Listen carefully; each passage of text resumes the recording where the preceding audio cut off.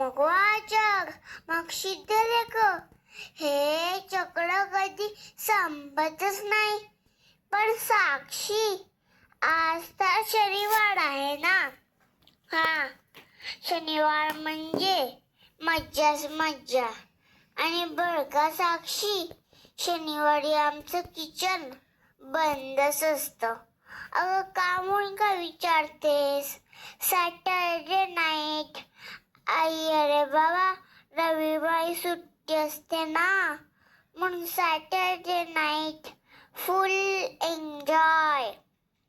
Shopping, hotelling, कामे साक्षी, चैन आहे माझी. हा, असं तुला वाटतं ग, पण आई बाबांबरोबर तासन तास मला विसरून इतकं कंटाळा येतो म्हणून सांगू, इतके पाय दुखतात म्हणून सांगू.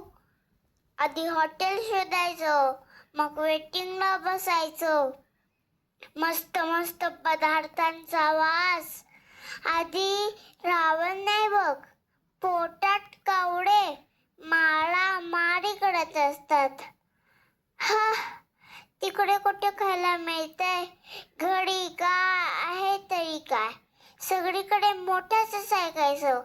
मी पावभाजी काय म्हणलं तर बेनी पोटॅटो गेल. मी चायनीज काय म्हणलं तर त्यात काय अजिनोमोटोच असतं. आमच्या मनासारखं खायला नसेल तर नेतात कशाला बाहेर हॉटेलमध्ये जेवायला. कसाची राबड म्हणजे टेबलमन. इकडे नको, तिकडे नको, चमचाच पण नको, चिटकूनच बसू नको. या टेबलने नाही चिटकणं म्हणजे शिक्षाच आहे. खडे आपलं कसं नुसतं काटून बसायचं. गेलं तर जरा बोलू नको, येताना त्यांचा आगच करू नको. काटे, सुरी, चमचे, अग ग, जेवचे का इथं करते तेच मला कळत नाही.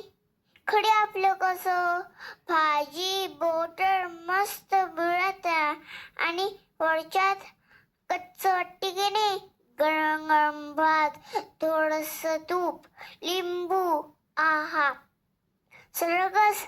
नाही, आईच्या भाजीच्या भातीमध्ये जास्त ठेवे मला है.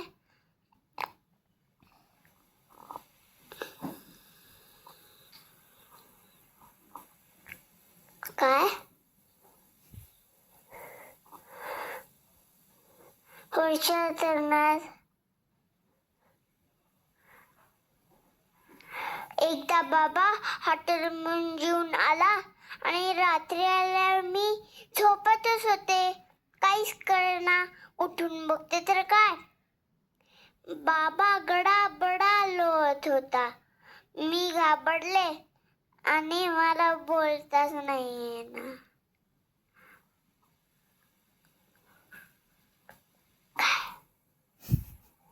ओवा, गरम पाणी, इन्नील, पोळा, इन्नो, सगळ्या औषधाचा नुसता बाबाचा माड केला. पण सगळा मुसल केळात. म्हणजे काय, म्हणजे बाबाची स्थिती जैसे थे. आईने तिला हॉस्पिटलमध्ये नेलं आणि सोनोग्राफी खाली गेलं. हो गो, आता तो बडा आहे. आता चिंचिन येते. हॉटेलचा सगळ्यांनी धसकाच घेतलाय. हॉटेल, बाबा, त्यापेक्षा आता भातच बरा. थँक्यू.